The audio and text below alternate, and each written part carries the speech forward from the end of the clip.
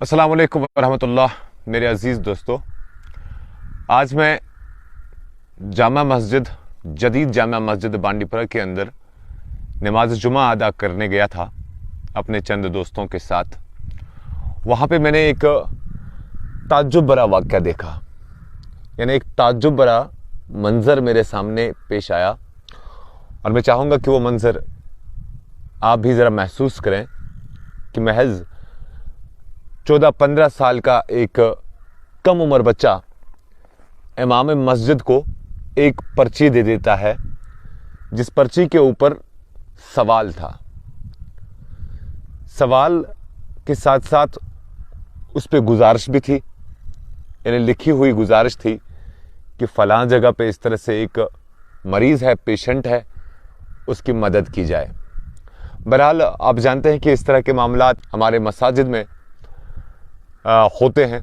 फिर इमाम मस्जिद जो है वो ऐलान करते हैं कि फ़ला बंदा इस सवाल के साथ आया है, लिहाजा इसकी मदद और माउनत फरमा दीजिए। लेकिन नमाज मुकम्मल करने के बाद जब मैं मस्जिद से बाहर निकल रहा था, इस बच्चे को मैंने मस्जिद के दरवाजे के ऊपर बैठे हुए पाया, और वो वही पर्ची, वही सवालनामा जो है उसके सामने रखा हुआ था।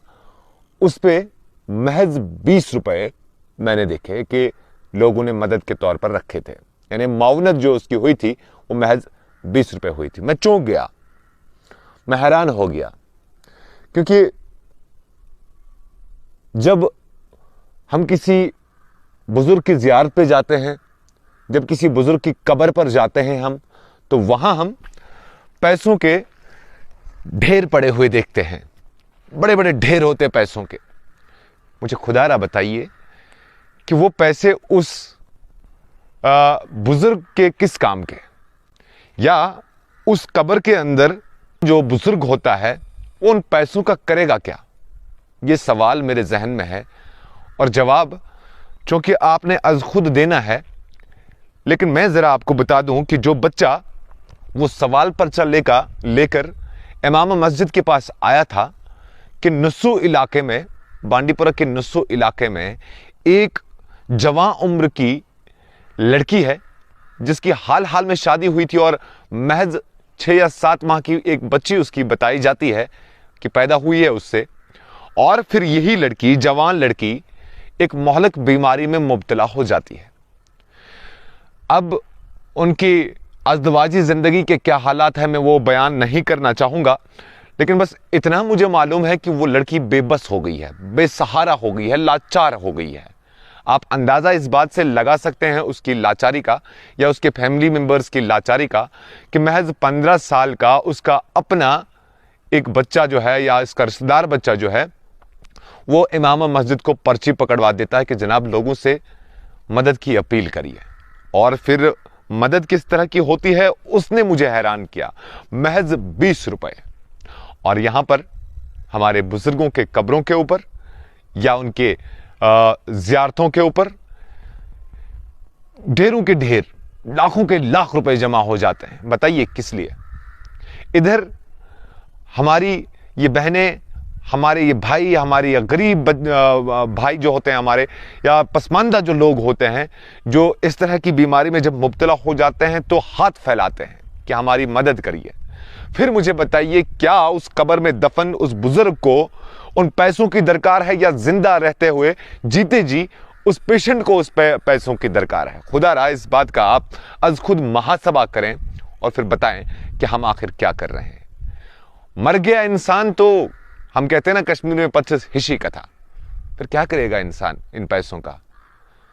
लेकिन जीते जी अगर किसी को पैसा दरकार है उसे आप देते नहीं हैं, और फिर जब यही इंसान मर जाता है तो फिर हम कहते हैं हाय बड़ा नेक था, बड़ा ये था, बड़ा वो था। फिर हमारे पास वाविला करने के अलावा, या फिर यूं कहें कि वो चला जाता है, फिर उसकी या तो हम अच्छाई बयां करते हैं या फिर बुराई बयां करते हैं, और हमारे पास कुछ होता नहीं है। लेकिन जीते जी अगर हम उनकी मदद करेंगे तो शायद उनकी ज़िंदगी में एक फ़र्क आ जाएगी, बड़ी फ़र्क आ जाएगी। ज़िंदगी और मौत अल्लाह ताला के हाथ में बेशक है, लेकिन जब तक इंसानों के अंदर इंसानियत है ये चीज़ें हमें देखनी है। मतलब इन चीज़ों में हमें अपना किरदार अदा करना है। बहरहाल ये ताज्जुब भरा वाक़या जब मैंने देखा तो मैंने सोचा क्यों ना मैं आज फिर एक बार आवाम से मुखातिब हो जाऊं और उनसे कह दूं कि बांडीपुरा के नसो इलाके में एक पेशेंट है जिसकी हम सब ने मिलकर मदद करनी है। ये जवान उम्र की लड़की है जो मोहलक बीमारी में मुब्तला हो चुकी है और इस वक्त सोरा के अंदर ज़ेर इलाज है। कीमोथेरेपी डोजिंग जिसे हम कहते हैं वो अभी उसकी चल रही है, लेकिन ना मालूम कि ये बच्ची या ये जवान लड़की कितनी देर और जिंदा रहेगी या अल्लाह ताला इसे शिफायाब फरमाए। लेकिन हमारे पास सवाल है, जो सवाल वही बच्चा अपनी पर्ची पर लेकर आया था और इमाम साहब को पकड़वा कर अपील करवाता है और फिर 20 रुपए जमा हो जाते हैं। ये इबरतनाक ताज्जुब भरा वाक़या जो है मैंने आज खुद अपनी आंखों से आज जामिया जदीद बांडीपुरा के अंदर देखा और पाया।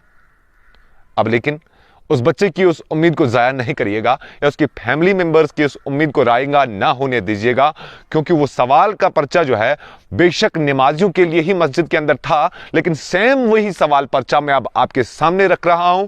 आप जवाब आप खुद दे दीजिएगा। अकाउंट नंबर आपकी स्क्रीन पर डिस्प्ले हो रहा होगा। इसी अकाउंट नंबर में उस पेशेंट के लिए आप मदद या माउनत की रकम जमा कर सकते हैं ताकि उन्हें राहत मिल जाए। इससे कबल हमने नुसो इलाके से ही एक और पेशेंट की स्टोरी जो है आपके सामने रखी थी और आपने बढ़ चढ़ कर उसमें जब मदद किया या माउनत की तो बेशक उन्हें थोड़ा सा इत्मीनान या इस चीज़ का भरोसा हो गया कि उनके साथ भी कोई है।